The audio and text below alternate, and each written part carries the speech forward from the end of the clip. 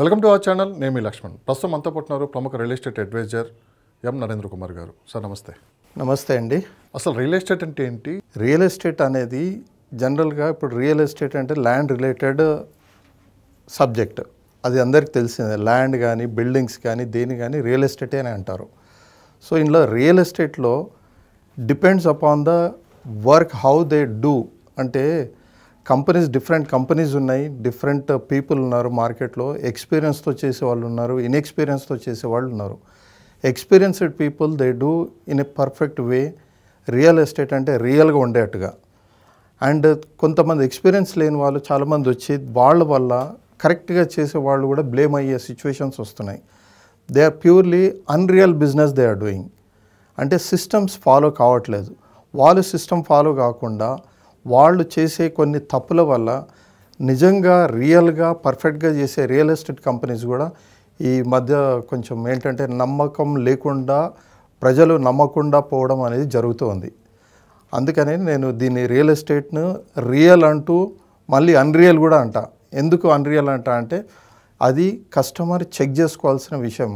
ఏది కానీ customer invest చేసే ముందు ఖచ్చితంగా ఆ సబ్జెక్ట్ ఏ ప్లాట్ అయితే కొంటున్నారో, ఏ విల్లా అయితే కొంటున్నారో, ఏ అపార్ట్మెంట్ అయితే కొంటున్నారో దాని గురించి తరోగా ఆ ల్యాండ్ రికార్డ్స్ అన్నీ క్లియర్గా తరోగా వెరిఫై చేసిన తర్వాత ఇన్వెస్ట్ చేయాలి అనేది నేను చెప్పేది దీని గురించి.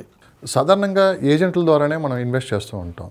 సో ఏజెంట్స్ ద్వారానే మనం ఒక ప్లాట్నో విల్లానో కొంటూ ఉంటాం సార్. అయితే ఏదైనా ప్రాబ్లం జరిగినప్పుడు ఏజెంట్ అనేవాడు తప్పించుకుంటారు. అంటే ఏజెంట్ కేవలం తన కమిషన్ కోసమే అక్కడ పనిచేసినట్టు కూడా కనిపిస్తూ ఉంటారు. సో నిజంగా ఏజెంట్ అనేవాడు రెస్పాన్సిబిలిటీగా తీసుకోడు. సో ఫ్యూచర్లో ఎలాంటి చట్టాలు తీసుకొని రావాలి?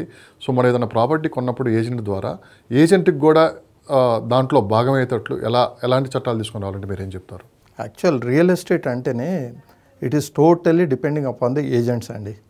ఏజెంట్స్కి ఒక విధంగా they are getting the employment. కాకపోతే దాన్ని కొన్ని కంపెనీస్ మోసం చేయడం వల్ల దాని ఇంపాక్ట్ ఏజెంట్స్ పైన కాకుండా ఈవెన్ కస్టమర్స్ పైన కూడా పడుతుంది. యాక్చువల్గా ఏజెంట్ అనేవాడు first of all you should enquire about the company, you should enquire about the project, whether the project is viable or not, ఏమన్నా అవకతవకలు ఉన్నాయా లేదా అన్నీ చూసిన తర్వాత then you should introduce the customer to the company. అప్పుడు customer safe ఉంటాడు. Agent తన ఇన్కమ్ గురించి చూసుకొని తనకు ఏమొస్తుంది అన్నదే క్యాలిక్యులేట్ చేసుకొని చేసే బిజినెస్ చేసేవాళ్ళు చాలామంది ఉన్నారు రియల్ ఎస్టేట్లో. అది కాదు. Agent should enquire about the company first, he should enquire about the product first. అన్నీ కావాల్సిన రేరా అప్రూవల్ కావచ్చు, ఎల్పి నెంబర్ కావచ్చు, డెవలప్మెంట్ కావచ్చు, ల్యాండ్ రికార్డ్స్ కావచ్చు, అన్నీ కరెక్ట్గా ఉన్నాయా లేదా చూసుకున్న తర్వాత he should promote the product to the customer. దానివల్ల కస్టమర్ సేఫ్ ఉంటాడు. మనకు అల్టిమేట్గా ఇక్కడ రియాల్టర్కి ఏజెంట్కి మధ్యలో సఫర్ అయ్యేది కస్టమరే. సో మనం కస్టమర్ని దృష్టిలో పెట్టుకొని ఏం చేసినా కానీ కస్టమర్ ఏ విధంగా కూడా మోసపోకుండా చూడాలి.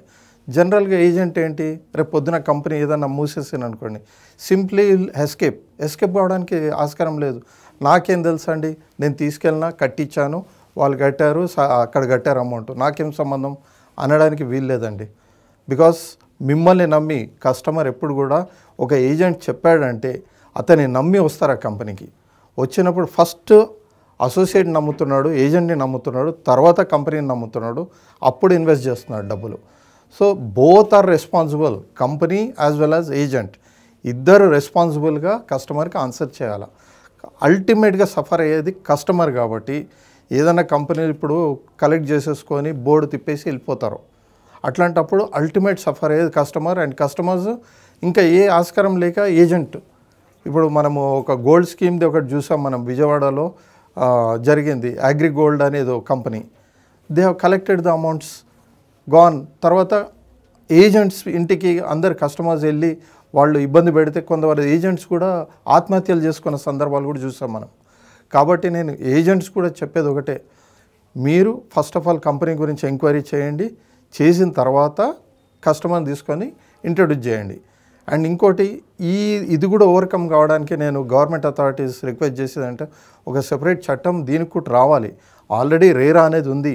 Even a agent should be registered with the RERA అనేది చట్టం ఉంది ఆల్రెడీ.